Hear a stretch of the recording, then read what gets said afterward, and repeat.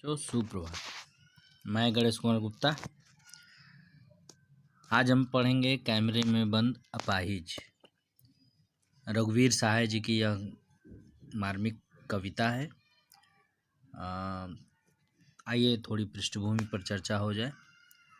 अत्यंत साधारण और अनायास सी प्रतीत होने वाली शैली में समाज की दारुण विडंबनाओं को पकड़ने की जो कला रघुवीर सहाय की कविताओं में मिलती है, उसका प्रतिनिधि उदाहरण है यहाँ प्रस्तुत कविता कैमरे में बंद अपाहिज।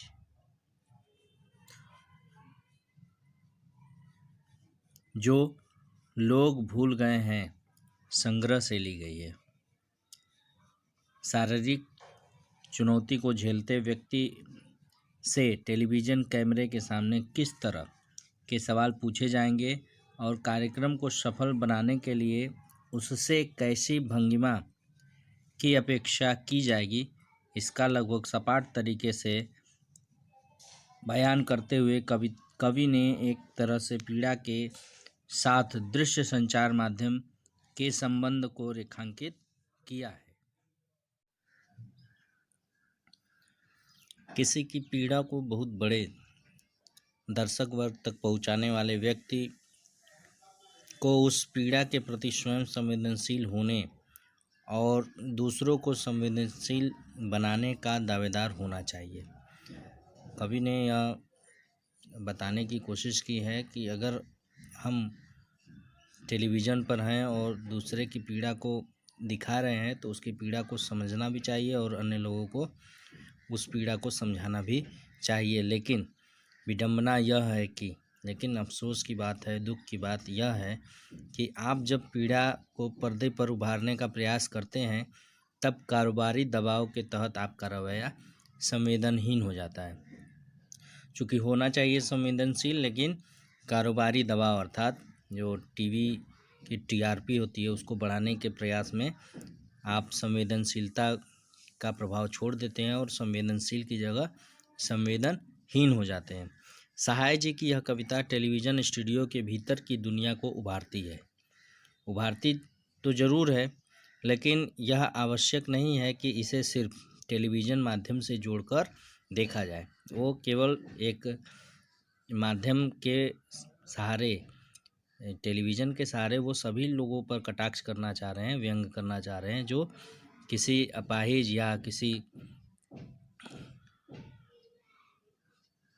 कमी को झेलते हुए व्यक्ति की पीड़ा का उपहास करते हैं। लेकिन यह आवश्यक नहीं कि इसे सिर्फ टेलीविज़न माध्यम से जोड़कर देखा जाए। अपनी व्यंजना में यह कविता हर एक ऐसे व्यक्ति की ओर इशारा करती है जो दुख, दर्द, यातना, वेदना को बेचना चाहता है, यानी उससे लाभ उठाकर अपना लाभ साधना चाहता है, अपना स्वार्थ साधना चाहता है। उनकी तरफ उन्होंने कटाक्ष किया है। इस कविता को शारीरिक चुनौती झेलते लोगों के प्रति संवेदनशील नज़रिया अपनाने के लिए प्रेरित करते पाठ के रूप में भी देखा जा सकता है। इसके लिए कवि ने धूर संवेदनहीनता को रेखांकित करने का तरीका अपनाया है। यह दिखलाता है कि किस तरह करुणा जगाने के मकसद से शुरू हुआ कार्यक्रम क्रूर बन जाता है। क्रूरता किस रूप में? क्योंकि उस अपाहिज को काफ़ी पीड़ा पहुंचाई जाती है तमाम प्रश्नों के सहारे। कविता शुरू करने के पहले मैं एक और दृष्टि पर, एक और नज़रिए पर आपका ध्यान आकर्षित करना चाहूँगा, और वह यह चित्र 1993 में सूडान, जो अफ्रीका का एक देश है, वहाँ भूखमरी की स्थिति में खींचा गया यह एक फ़ोटो है जिसे केविन कार्टर नामक फ़ोटोग्राफ़र ने खींचा था। और इस फ़ोटो को बाद में उन्होंने न्यूयॉर्क टाइम को भेज दिया था। इस फ़ोटो के लिए उन्हें फ़ोटोग्राफी का प्रसिद्ध पुलित्ज़र पुरस्कार प्राप्त हुआ था। इसको डेथ रिपोर्टिंग कहते हैं।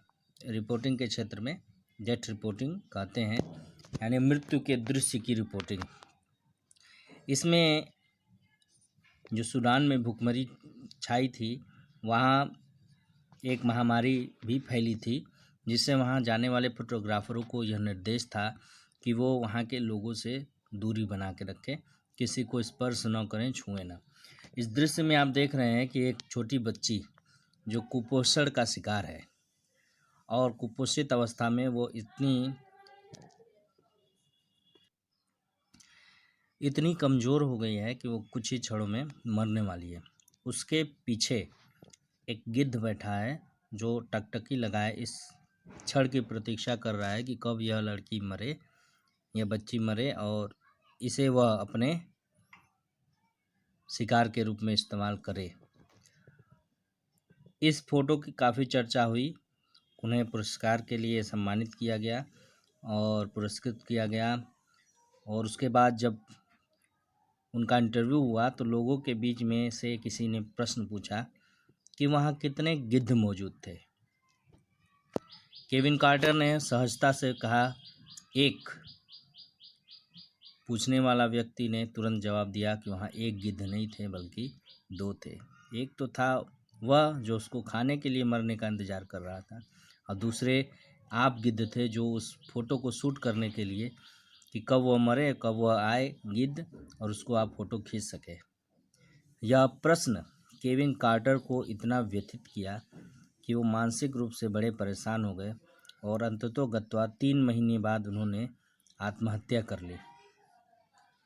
तो इस तरह के दृश्य जिनको बेचने के प्रयास किए जाते हैं, जिनको बेचा जाता है और जिनसे पैसे कमाने की कोशिश की जाती है, इसी तरह के दृश्यों को आधार बनाकर कवि ने यह कविता लिखी है।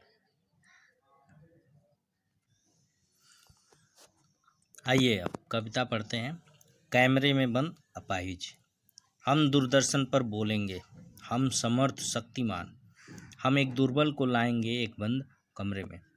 कवि यहाँ कह रहा है कि एक रिपोर्टर जो कहता है कि हम समर्थ हैं, शक्तिमान हैं, यानी आज की दुनिया में हम इतने ताकतवर हैं कि हम सबकी कमजोरियों को उजागर कर सकते हैं, उसके प्रति लोगों को दिखा सकते हैं, लोगों के नज़रिए को सोचने पर मजबूर कर सकते हैं कि वो इनके साथ आएं, इनकी सहायता करें। तो हम दूरदर्शन पर बोलेंगे, हम बोलेंगे, कमज़ोर लोगों के लिए बोलेंगे। हम समर्थ हैं और हम शक्तिमान हैं, यानी जो रिपोर्टर हैं वो स्वतंत्र हैं, समर्थ हैं, तो सबकी परेशानियों को दिखाने के लिए। और इसी के आधार पर हम एक दुर्बल को लाएंगे, एक कमज़ोर को लाएंगे एक बंद कमरे में, ताकि हम उसकी कमजोरियों को लोगों को दिखा सकें, लोगों की संवेदनशीलता को जगा सकें। हम उनसे पूछेंगे, तो आप क्या अपाहिज हैं? तो आप क्यों अपाहिज हैं? आपका अपाहिजपन तो दुख देता होगा, देता है। कैमरा दिखाओ इसे बड़ा बड़ा। हम उनसे पूछेंगे जो प्रश्न नहीं पूछने चाहिए, वो भी प्रश्न हम उनसे पूछेंगे। क्यों? ताकि जब वो प्रश्न पूछेंगे, वो प्रश्न अटपटे होंगे, उनको पीड़ा पहुंचाने वाले होंगे, तो वो द्रवित होंगे, उनके आंखों से आंसू छलकेंगे। और वही आंसू टीवी के लिए, टेलीविज़न के लिए, दूरदर्शन के लिए फ़ायदेमंद है, क्योंकि वही आंसू देखने वाले की आंखों में भी आएगा और इससे जो कार्यक्रम है उसकी सफलता अवश्य होगी। तो यहाँ रिपोर्टर कह रहा है कि हम उनसे पूछेंगे, क्या आप अपाहिज हैं? तो आप अपाहिज क्यों हैं? आप अपाहिज क्यों, किस कारण हुए हैं? और आपको यह अपाहिजपन के कारण यह दुख देता है? क्या देता है दुख? और कैमरे को बड़ा बड़ा करके उसको दिखाएंगे ताकि उसकी आंखों के आंसू जो छलक रहे हैं वो साफ साफ दिखाई दे। हाँ, तो बताइए आपका दुख क्या है? इतना पूछने के बाद भी हम उनसे उनके दुख को पूछेंगे कि आपका दुख क्या है, जल्दी बताइए, वह दुख बताइए, जल्दी बताइए। बता नहीं पाएगा, वह बता नहीं पाएगा, क्योंकि वह तो अंदर अंदर घुट रहा है कि कहाँ से आके फंस गए। सोचिए, सोचिए और बताइए कि आपका दुख कितना है। आपको अपाहिज होकर कैसा लगता है? कैसा यानी कैसा लगता है?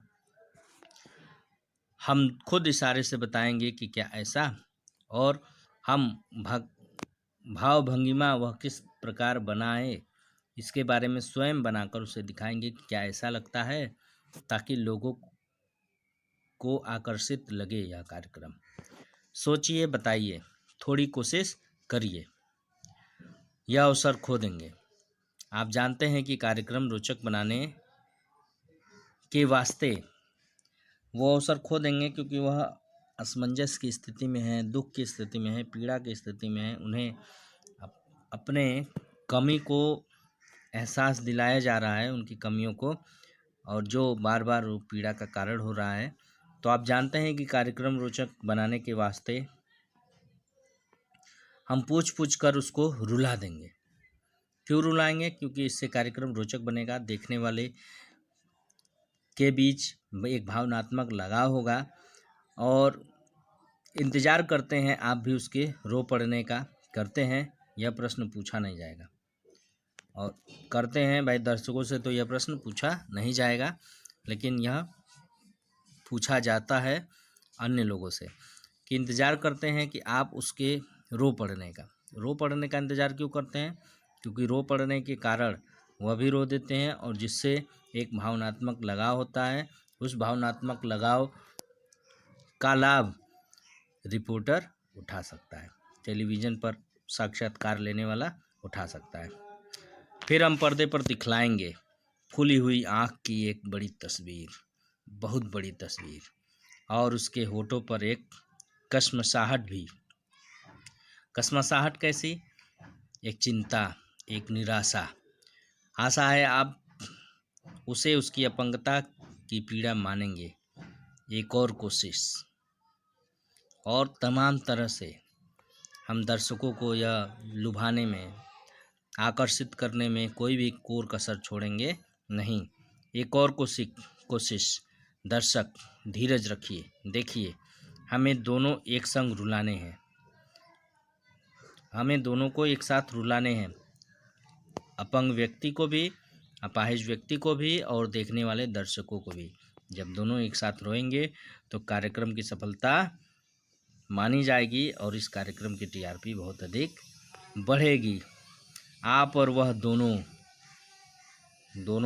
कैमरा बस करो, नहीं हुआ रहने दो। पर्दे पर वक्त की कीमत है।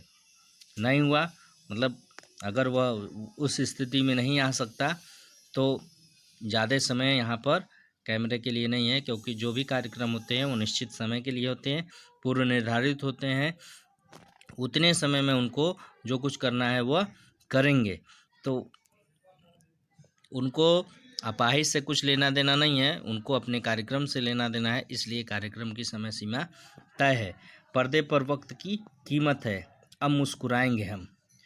आप देख रहे थे सामाजिक उद्देश्य से युक्त कार्यक्रम, बस थोड़ी सी कसर रह गई। धन्यवाद। कार्यक्रम को अब समाप्त करेंगे, और जिसका उद्देश्य पूरा हुए बिना ही, केवल कार्यक्रम का उद्देश्य पूरा हुआ, उसको दिखाते हुए हम कार्यक्रम को समाप्त कर देंगे, और कहेंगे बस थोड़ी सी कसर रह गई, वह रोने ही वाला था लेकिन रो नहीं पाया, समय समाप्त हो गया, और उसके बाद धन्यवाद कह देंगे। तो इस कविता के माध्यम से रघुवीर सहाय जी ने जो रिपोर्टरों की संवेदनहीनता है उसके ऊपर कटाक्ष कर रहे हैं, उसके ऊपर व्यंग करते हुए यह कविता उन्होंने प्रस्तुत किया है। अभ्यास प्रश्न आपको आज ही प्राप्त हो जाएगा। तब तक के लिए धन्यवाद।